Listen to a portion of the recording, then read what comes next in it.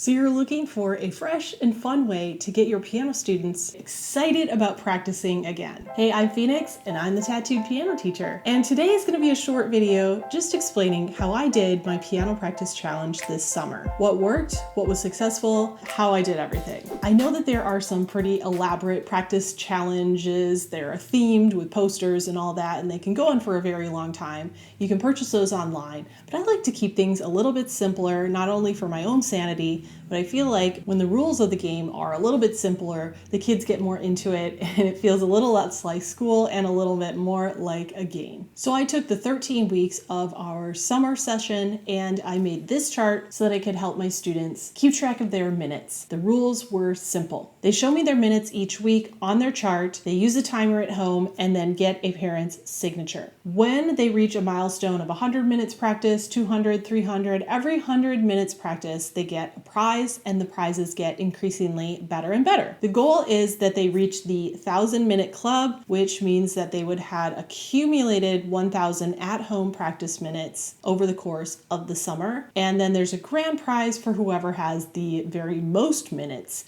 at the end of the summer. So that's basically the rules. The students were super excited about it and very motivated to go home and get as many minutes as they could. As you can see, we are in the last couple weeks of our summer session here, so there's a wide range. Some people did not practice any extra minutes at all, and some of them really stepped it up. As you can see, our prizes are pretty picked over at this point because we were at the end, but this is kind of how I did the basket system for the different levels and just got a bunch of prizes just at Target and some things, music related things that I already had. Threw it all into the baskets based on its worth and let the students choose as they move up the ranks. So now that we are at the end of the summer, I can see how this was a successful endeavor. It really sparked an interest in, I would say, all of my students to step up their practice game at least a little bit, or at least they were inspired by the fun of the game, even if they had a busy summer and weren't really able to practice a lot of extra minutes. And I also got a clearer picture of what's happening at home with all of my students, which is very helpful from a teacher's point of view. Some students that I thought were practicing pretty consistently,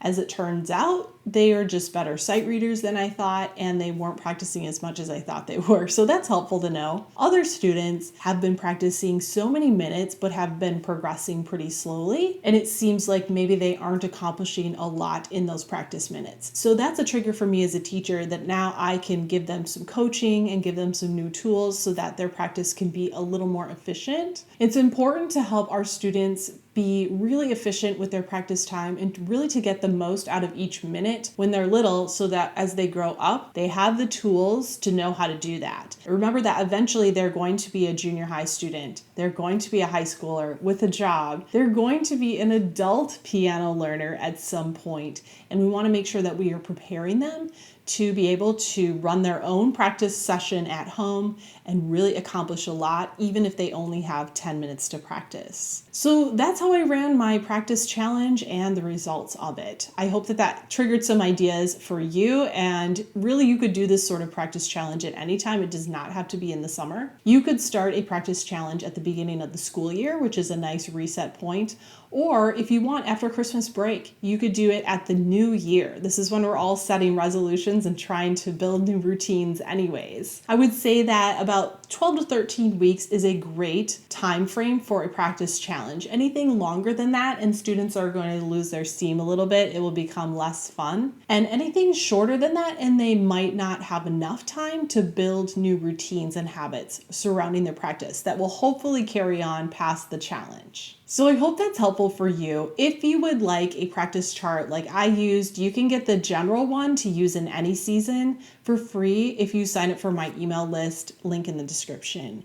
And if you want all of the different seasons, I have those available in a pack, available for purchase for a couple of bucks, and you can print out whatever season you're on currently and save them for future practice challenges. I'll put that link in the description as well. And if you like this video, go ahead and give it a like and consider subscribing to the channel, and I will see you on the next video.